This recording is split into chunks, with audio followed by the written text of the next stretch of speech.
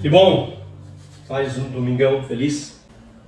Graças a Deus por mais essa semana que passou e essa semana que virá. Estamos começando hoje uma nova semana, que realmente seja uma nova semana para nós, para mim, para você. Tudo aquilo que nós sonhamos, tudo aquilo que nós idealizamos, o Senhor possa colocar o sim dele, tem um amém do Senhor na nossa vida, na minha vida, na sua vida. Na semana passada eu coloquei um tema que era: quer conhecer Deus, conheça Cristo, que está em Colossenses, capítulo 1. Queria falar dessa carta durante esse mês. Eu vou voltar no capítulo 1 outra vez. Domingo eu li e falei um pouquinho sobre isso. E lá em João capítulo 14, vou deixar rapidinho aqui para nós. João capítulo 14, no versículo 7. João 14, 7 diz: se vocês realmente me conhecessem, saberiam quem é meu Pai. Mas de agora em diante vão conhecer e ver o Pai. Filipe disse: Senhor, mostre-nos o Pai e ficaremos satisfeitos. Mostre-nos o Pai e ficaremos satisfeitos. Jesus respondeu: Filipe, estive com vocês todo esse tempo e você ainda não sabe quem sou? Quem me vê, vê o Pai. Então por que me pede para mostrar o Pai? 10. Você não crê que eu estou no Pai e o Pai está em mim? As palavras que eu digo não são minhas, mas de meu Pai, que permanece em mim e realiza as suas obras por meu intermédio. Apenas creiam que eu estou no Pai e que o Pai está em mim. Ou creiam pelo menos por causa das obras que vocês me viram realizar. 12. Eu lhes digo a verdade: quem crê em mim fará as mesmas obras que tenho realizado e até maiores, pois eu vou para o Pai. Vocês podem pedir qualquer coisa em meu nome, eu farei, para que o Filho glorifique o Pai. Sim, peçam qualquer coisa em meu nome e eu farei. Essa é a palavra do Senhor Jesus Cristo. E o tema é: quem quer conhecer Deus. Se há uma dúvida quem é Deus, conheça o Senhor Jesus Cristo, e Ele continua fazendo essa obra hoje ainda. Então é isso, eu queria te convidar para nós fazermos essa reflexão juntos sobre o Senhor Jesus Cristo, o que Ele faz ainda. E na semana passada eu falei alguns benefícios daquela pessoa que recebe, que Cristo encontra, que recebe Jesus, ou que deixa Jesus entrar. Um dos benefícios é que Deus, através de Jesus, nos capacita para compartilharmos a sua herança. Eu não sei se você compreende isso, mas eu entendo que é o seguinte: você é um filho adotivo, um filho que não tem direito à herança, e você é colocado com direito a essa herança, e ainda mais, você pode compartilhar essa herança com outras pessoas. Isso é um grande benefício de você ser participante da herança. Quando Deus faz isso através do Senhor Jesus Cristo, Ele te capacita para compartilhar a sua herança. Deus, através de Jesus, nos resgata, nos redime do reino das trevas e nos faz seus filhos. Você era participante do império das trevas e Ele vai lá e te compra, sabe? É comprar mesmo. Tem essa intenção. Redenção é esse sentido de comprar pagando bom preço, sabe? E te deixar livres. Ele nos resgata das trevas e nos faz seus filhos. Esse é um dos grandes benefícios que eu carrego para mim, que acredito mesmo. Deus, através de Jesus, nos transporta para o seu reino eterno. Você sai daquele império e entra no reino que é para a eternidade. Nos tira do império de escravidão e nos faz servos. Mas você não... A gente costuma dizer que nós também somos escravos do Senhor Jesus Cristo. Mas olha a diferença. Quem está no império, quem está no reino do Filho, do seu amor, como diz, é outra conotação. Você ser escravo de Jesus é você ser servo e se sentir livre. Como é bonito isso. Deus, através de um outro benefício que eu falei na semana passada, que Deus nos comprou da nossa liberdade, do pecado e do juízo com o sangue de Cristo. Comprou a nossa liberdade. Nós éramos daquele império, nós éramos escravos, fazendo as coisas que o nosso coração queria fazer, de qualquer jeito, sem se importar com ética, com amor, com carinho, com Deus mesmo, com as coisas do Senhor. Ele vai lá e mesmo assim Ele nos compra e nos coloca no seu reino e nos dá uma liberdade. Te dá liberdade, comprou para sempre a nossa liberdade. Aquele que está em Cristo é livre. Ninguém pode mais nos acusar de nada, nenhuma pessoa pode falar, trazer uma condenação ou acusação contra você. Romanos fala que nenhuma condenação há. Então, a nossa sentença é liberdade. Nada aí aquele processo nem fica arquivado. Porque um dia que a gente falar para Deus: Deus, lembra aquele dia que você me encontrou, estava, né? naquele pecado e tal, ele vai falar assim, não me lembro, meu filho não é como homem. Outro benefício que Jesus, que Deus, Ele nos perdoa de todos os pecados, dos nossos pecados, através do Senhor Jesus Cristo. Ele dá um veredito final, né? Dá um perdão para mim, para você, fala, meu filho, vai, você está livre. É muito difícil. Eu lembro uma vez que eu encontrei nessa situação, eu vi uma cena, Deus me tirando de um buraco, e eu, alguns anos dentro da igreja, eu vi aquela cena, Deus pegando ele pelo ombro assim, falando, vai filho, né? Você é livre, e eu querendo ficar escravo daquele pecado. Então muitas vezes tem gente ainda escravo desse pecado, né? Não conheceu a liberdade que é em Cristo, não conheceu, não reconheceu, não entendeu, na alma ainda não consegue sentir o perdão de Jesus. Não importa aquilo que eu tenha cometido, o que você tenha cometido, quando Deus nos perdoa através do Senhor Jesus Cristo, é uma liberdade total. Mas vamos lá. Isso aqui é só para lembrar da semana passada, eu vou continuar agora, está em Colossenses, capítulo 1, versículo do 9 ao 20. Caramba, deixa eu ver se eu acho que achei. Aqui, minha responsabilidade. Eu sou responsável. Vamos lá. Colossenses capítulo 1, vamos fazer essa reflexão juntos. Eu queria te convidar para estar comigo, conectar comigo, me ajudar inclusive. Se eu tiver alguma coisa que sair fora aqui, me manda lá no privado. Fala, olha, isso aqui você fez algo que não foi legal. Tem liberdade para fazer isso comigo, mas vamos lá. Eu tento fazer o mais simples possível para não confundir nem eu e nem você. Colossenses capítulo 1, versículo do 9 ao 20, ele diz o seguinte, ó. Paulo, para aquela igreja que eu falei aqui, igreja que não foi plantada por Paulo, foi plantada por um servo chamado Epáfras, e Paulo nunca tinha visitado essa igreja, mas ele estava preocupado porque ali estava entrando alguns costumes, e Paulo escreve isso.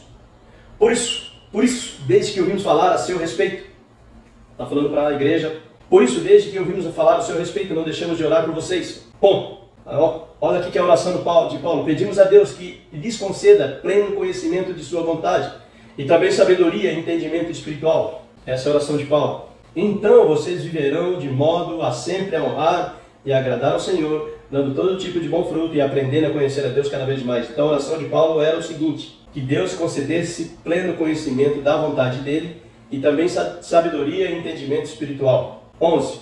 Oramos também para que sejam fortalecidos com o poder glorioso de Deus, a fim de que tenham toda a perseverança e paciência de que necessitam, que sejam cheios de alegria e sempre deem graças a Deus, sempre deem graças ao Pai. Essa é a oração, a oração que Paulo está continuando aqui, para que os irmãos lá daquela igreja sejam fortalecidos com o poder glorioso de Deus, a fim de que tenham toda a perseverança e paciência de que necessitam, e sejam cheios de alegria e sempre deem graças ao Pai.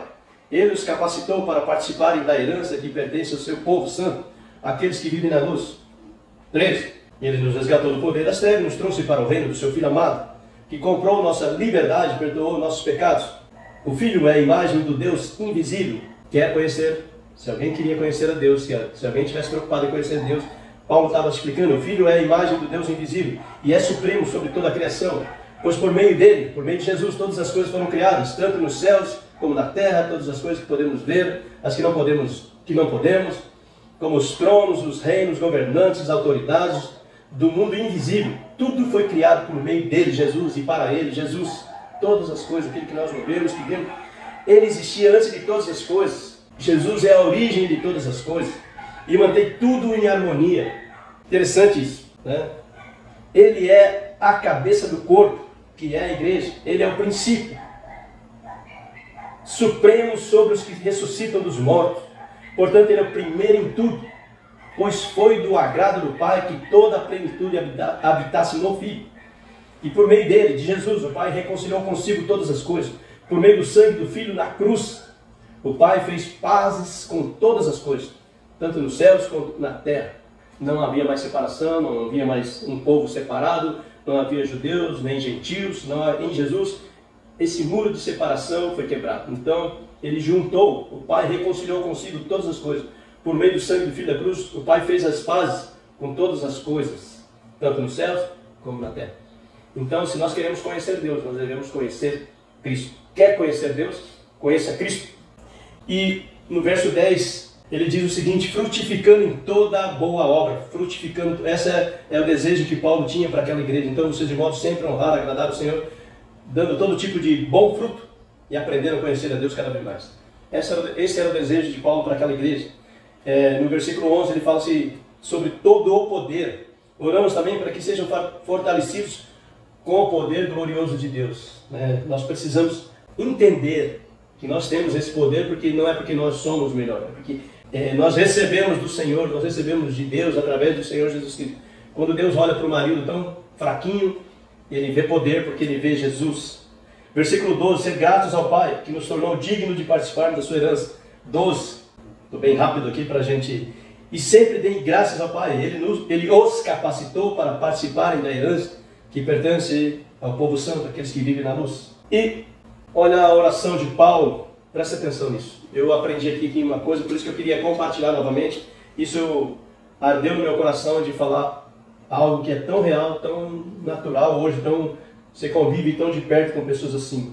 Paulo diz o seguinte, a oração, eu vejo que Paulo estava numa intensidade, com uma vontade, com desejo, sabe? Não era algo morno, fraco, era intenso. O sangue não corria, tirava racha. Ele sabe quando a pessoa está crendo mesmo, acreditando, mandando uma carta com toda a autoridade, com toda a vontade. Filho, faça isso, né? Não tinha meia boca, não tinha mais ou menos. E Paulo fala, ele fala o seguinte, lá no versículo 3, cadê? Sumiu. Ele fala sobre perseverança e longanimidade. Isso que eu queria trazer para vocês, eu aprendi essa semana ouvindo o reverendo Hernando Dias Lopes, e eu transcrevi aqui, para ser bem honesto, porque ardeu no meu coração e eu aprendi isso pelo resto da minha vida. Segundo ele, na tradução de perseverança e longanimidade, significa a mesma coisa. Que você tem que ter paciência, perseverança e longanimidade. Você tem que receber esse poder de Deus, mas perseverança e longanimidade. E significa a mesma coisa. Paciência. Precisamos de poder para termos paciência. Paulo está falando isso. Precisamos ter esse poder para termos paciência. Sem poder não temos, se a gente não entende esse poder de Deus, nós não conseguimos ter paciência. Essa capacitação por meio do poder que vem de Deus.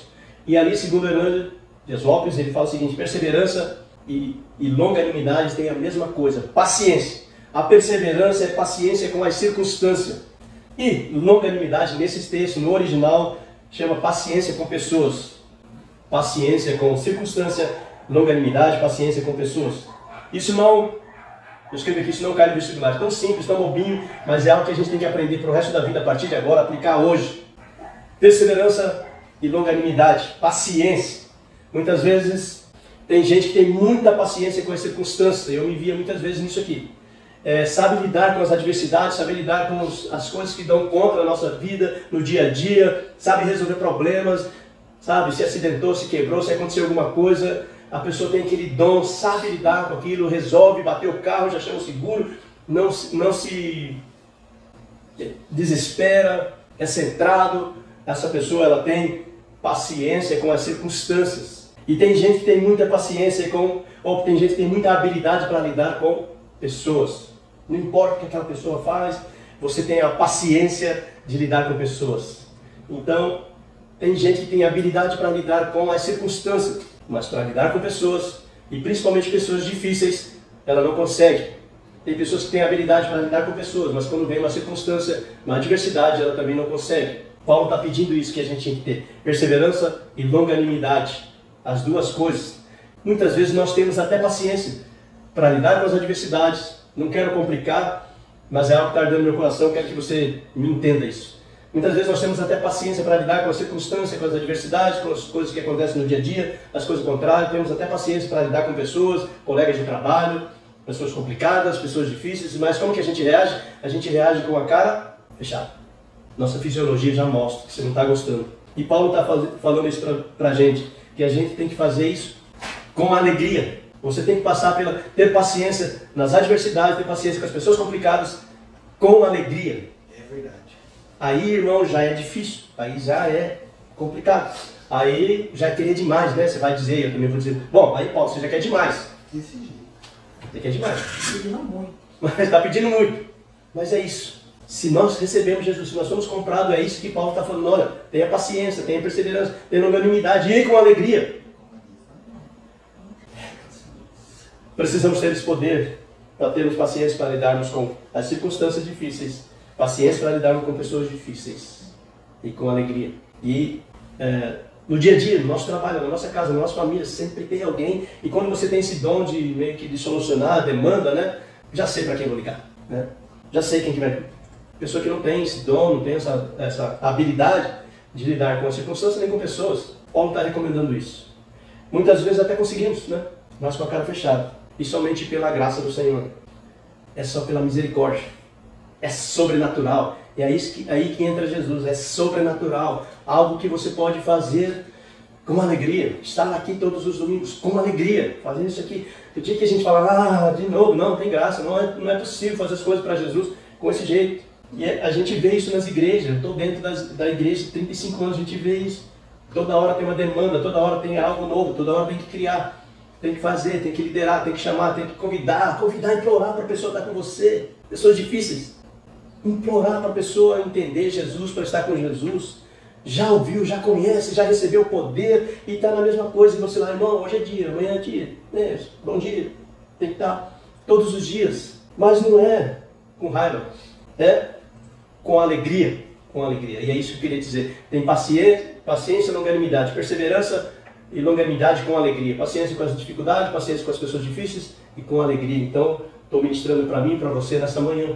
Né? Estragou o carro, resolve o problema com alegria. Furou o pneu quando você está apurado, resolve com alegria. Lá no versículo 1, 13 e 14, ele diz o seguinte: Ele nos resgatou do poder das trevas e nos trouxe para o reino do seu Filho amado. Ele comprou a nossa liberdade, perdoou o nosso pecado, versículo 13 e 14. Jesus fez isso.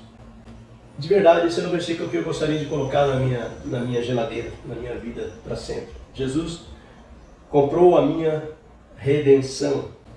Todas as pessoas que não nasceram de novo estão naquele império das trevas.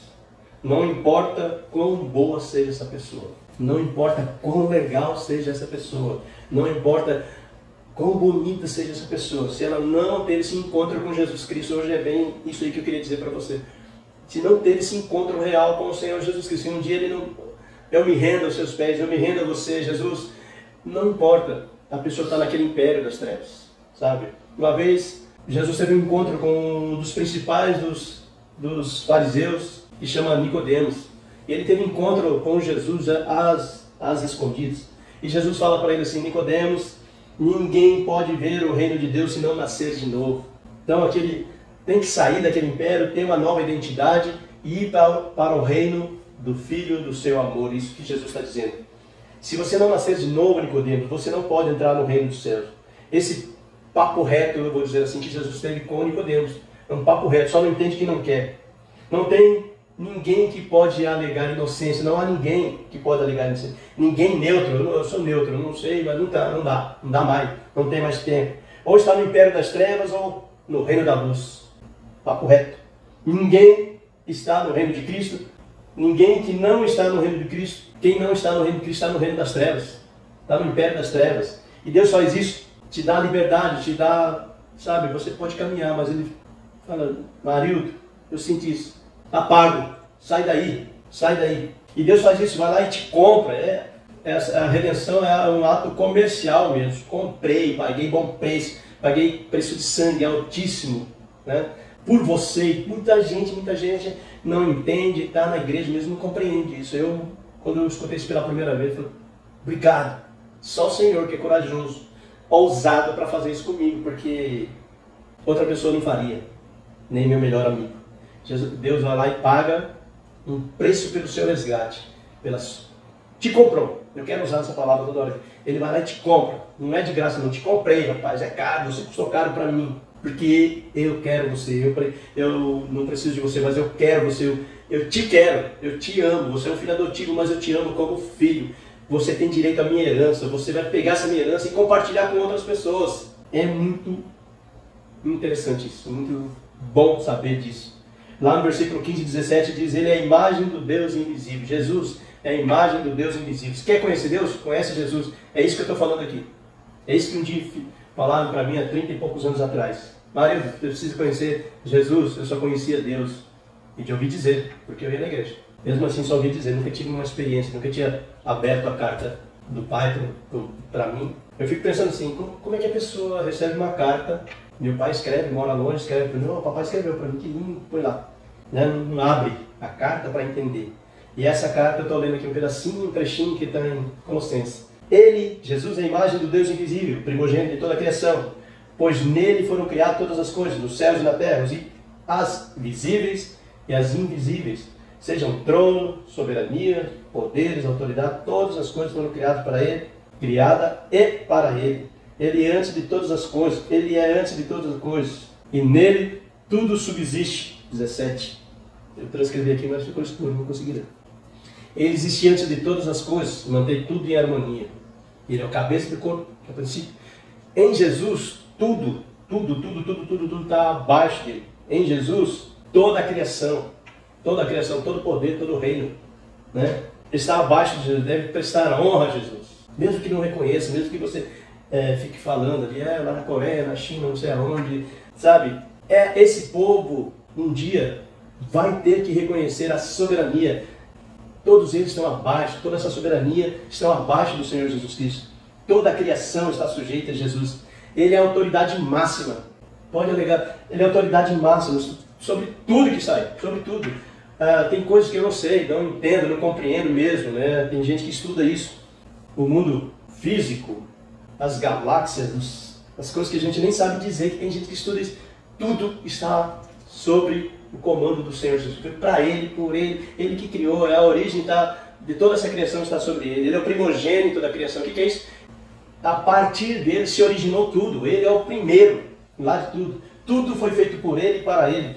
Tudo converge em Jesus. Coisinha simples, né? Algo simples. O que você já conhece hoje? O que você entende de química, de física, de biologia, de ser humano, de terra? Tudo. Ainda assim não é todo o universo.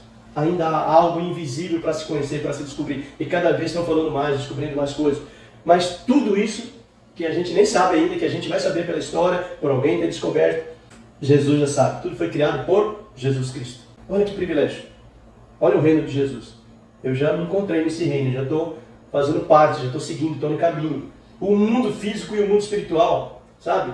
Ali está falando isso aqui em Colossenses. Pois por meio dele todas as coisas foram, 16, por meio dele foram criadas todas as coisas, tanto nos céus como na terra. Todas as coisas que podemos ver e as que não podemos. Interessante, né? Tudo que nós estamos vendo, sabemos, ouvimos, e que não vimos, que não ouvimos, que não enxergamos ainda. Os tronos, acho massa assim, que os tronos, os reinos, os governantes, as autoridades do mundo invisível, tudo foi criado por meio dele e para ele. Jesus é o sustentador, né? Tem aquela... Eu nem sei se o universo... Como que é o universo de verdade. Eu lembro daquela imagem do Charles Chaplin segurando a terra, né? Assim, é como se Jesus fosse o sustentador de tudo isso. E até que nós não conhecemos ainda. Jesus é o que a gente gosta mais, né, Paulo? A gente gosta mais dessa parte de Jesus. Porque a gente mais ouve. Para mim é o que mais me conecta. Ele é o filho de José, filho de Maria, é o carpinteiro, é o Galileu. Essa é a história que a gente sabe de Jesus e é o que me conecta com ele. Mas Jesus é muito mais do que isso. Mas nós precisamos entender isso. Uma verdade absoluta nas nossas vidas. Jesus Cristo é o sustentador do universo, de tudo que está aí. E que reino é esse, meus queridos? Que reino é esse? Todas as formas de ser, né? Todas as pessoas, o jeito de ser. A gente vê nas igrejas, as vertentes, sei lá como é que chama, as linhas de pensamento, cada um tem um jeito de se expressar, de ser, né? De sapatear, de orar quando o ministro é eleito. Jesus está acima de tudo isso. Jesus está acima de tudo isso. Estamos ligados nele e ele não nos deixará até o fim. Isso que me faz apaixonar. Esse homem, esse ser humano, esse Deus que está sobre tudo isso, ele nos liga nele, nos faz ligar nele, nos compra e me diz o seguinte: marido, eu estou com você até a consumação dos séculos, até cumprir a promessa em vocês. Essa é a promessa. Não vou te deixar órfão, não vou te deixar sozinho, não vou te deixar largado por aí. E nessa igreja lá de Colossos, havia um sincretismo religioso, né? Muita influência de todo lado. Filosofia grega, adoração a anjos, né? O pastor falou um negócio, achei interessante, que ele fala assim: não, nós somos mais simples. Nós preferimos adorar anjos. Né? Vocês estão adorando Jesus, nós precisamos ser mais simples, queremos adorar anjos. Isso acontece, nós temos orgulho de ser mais simples que o outro. O que realmente eu vi e aprendi nessa carta é que, e apropriei no meu coração de verdade, não há nada e nem ninguém, nenhum espírito, poder, potestade, domínio, soberania e morte de Jesus. Jesus está sobre todas as coisas, sobre o universo. Tudo foi criado por Ele. Isso me fez sair do Jesus de Nazaré, filho de Maria, do carpinteiro, e entender realmente a profundidade, o conhecimento, o poder desse homem, Jesus. Eu posso te dizer uma coisa, de verdade, no meu coração. Eu nunca tive uma experiência, eu não conheço, eu nunca tive experiência com qualquer outro tipo de espírito. Eu nunca convivi, não sei te dizer. Desde o dia que Jesus me convidou, através de uma pessoa, eu tive uma experiência massa com Jesus, de verdade. Eu entendi, saiu aquele véu da ignorância, de entender que em Jesus eu poderia mudar a minha vida, transformar a minha vida. Não apenas a mente, mas transformar o meu jeito de ser, de pensar. E isso, naquele dia, eu quero te convidar a isso. E para entender isso, tenho desejo no meu coração de verdade de querer continuar querendo estar com Jesus. Eu lembro quando eu casei, eu fiz 2 promessas, falei assim, nunca quero separar da Neuzinha, não sei, e nunca quero deixar Jesus. E de verdade, eu nunca tive um dia de oscilação, eu não reconheço. Fui no meu coração, com toda humildade no meu coração, eu nunca tive um dia, um minuto de vacilo, de entender Jesus, de querer Jesus. Para mim ele era e é o meu tudo. E eu tinha feito isso tinha 22 anos, era bem crianção mesmo. Então eu tinha essa experiência. Eu nunca tive experiência com outro espírito, eu nunca tive experiência com outras... Meu irmão já teve, né? Eu nunca tive experiência, tem pessoas que têm experiência com bruxaria, com feitiçaria, sei lá se existe isso. Eu nunca tive experiência nem contra mim, nunca acreditei que alguém fizesse algo contra mim. Eu nunca tive uma experiência com outro Deus, com outros deuses, com outro espírito, com outra divindade. Não conheço, não sei te dizer. Eu sei que Jesus para mim é suficiente. E vejo de tantos irmãos que Jesus é único e suficiente. Não há necessidade de nós buscarmos, sabe? Não há necessidade de buscarmos. Eu vejo que as pessoas que estudam bastante, têm bastante conhecimento, mas o que converge, o que liga, que nos liga é Jesus, essa simplicidade e essa soberania de Jesus. Ali naquela igreja, as pessoas queriam propositalmente, diminuíam, falavam mal, diminuíam o poder de Jesus. Ou tentavam, né? Tentando desvalorizar o nome de Jesus. E eu fico pensando assim hoje, qualquer coisa que eu fizer, ou pedirem para eu fazer, ou te pedirem para fazer, um sacrifício, fora reconhecer que Jesus fez por nós. Sabe, qualquer coisa que te pedirem, que me pedirem, isso eu tenho bem convicção, bem certeza, eu queria te passar isso. Algo que te pedirem a mais, fora daquela obra de Jesus, para mim é um evangelho misturado. Se alguém coloca algo, eu nunca tive experiência, eu posso te dizer isso de verdade, eu nunca tive experiência de pegar um copo, de pegar um negócio, a pessoa benzer, nunca tive experiência, porque eu nunca acreditei, nunca precisei acreditar nisso, porque para mim Jesus é o suficiente, e eu não gosto do evangelho misturado. Você vai ter que andar, você vai ter que fazer, você vai ter que passar, você vai ter que doar, você vai ter que ofertar. Não, Jesus já fez absolutamente tudo. Eu nunca tive uma experiência disso, de ter que misturar o evangelho que eu acredito, da pessoa de Jesus que eu acredito, do ser humano de Jesus que eu acredito, do Deus Jesus que eu acredito. Muitas vezes nós gostamos de pessoas que falam difíceis, né? A gente se liga naquela pessoa, que são formados, são doutores, mestres, e tem pessoas que gostam, quanto mais currículo é melhor. Nunca interessou isso para mim. Para mim sempre foi a verdade simples, como Paulo está escrevendo, simples do Evangelho. A verdade simples do Evangelho, aquilo que Jesus fez. E é isso que eu quero continuar falando. Quero receber a verdade através do Evangelho de Jesus. Jesus, se você entender isso, se nós entendemos aqui, Jesus me ama. Ele pagou um alto preço para me tirar do império das trevas e colocar no reino do Filho do seu amor. Deus fez isso através de Jesus. E Jesus está lá, dizendo para mim, Pai, não quero que os tire do mundo, mas que os livre do mal. Está lá intercedendo por mim. Pai, tua palavra é a verdade. Eu não quero eu quero que você continue, Pai, eu quero que você continue dando a Tua palavra, que a Tua palavra é verdade. E se nós entendermos que, de verdade, que Deus me comprou, me resgatou, me tirou, pagou preço, me comprou de um império, me colocou no seu reino, reino do Filho amado, e dizer, não sou mais escravo, não sou mais escravo, sou liberto. Tem uma música que fala, né, não sou mais escravo do medo, né? Não sou mais escravo do medo. E é isso que Paulo está falando, sabe? O poder que você tem que receber para lidar com pessoas difíceis, lidar com pessoas com situações difíceis e continuar crendo em Jesus. Eu creio que você pode entender isso, dizer isso para a sua alma. Faz isso, escreve lá, ou diz isso. Sabe, tem dias que nós queremos sumir, nós queremos sumir dessa terra, situações difíceis, dificuldades, adversidades, problemas. Pessoas muitas vezes pensam que a igreja é um lugar que só tem santos, só tem pessoas bem resolvidas. Não, queridos, não existe isso. Não conheço. A igreja é um lugar que a gente procura relacionamento, pessoas para estar perto de pessoas, porque nós queremos estar perto de pessoas, que nós nos conectamos com pessoas, nós parecemos uns com os outros, e nós queremos estar juntos porque nós sentimos a necessidade de um ajudar o outro. Paulo fala o seguinte, aqui nesse livro fala assim, que nós devemos dar suporte, suportar uns ao outro, mas não é tolerar, é que eu e você seja suporte ao outro. E queridos, de verdade, não há bispo, não há apóstolo, não há pastor, não é obreiro, diácono, que não sinta essa influência das coisas que vêm pra gente. Mas o que me dá certeza de prosseguir, que eu tenho Deus, que eu tenho Jesus, que é soberano sobre todas as coisas.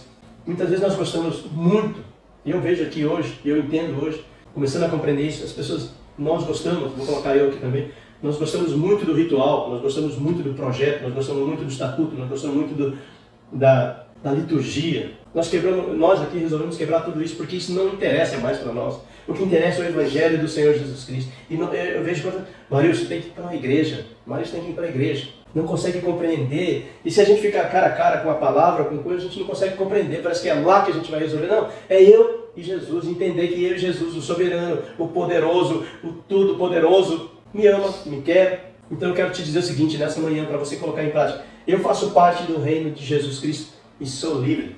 Paulo já disse, eu posso todas as coisas, mas nem todas me convêm. Você também sabe, não precisa ser cristão para saber isso. Nós podemos todas as coisas, mas nem todas convêm. Todas as coisas eu posso, mas nem todas são lícitas. Né? Você querer uma coisa, tudo bem, mas não pode.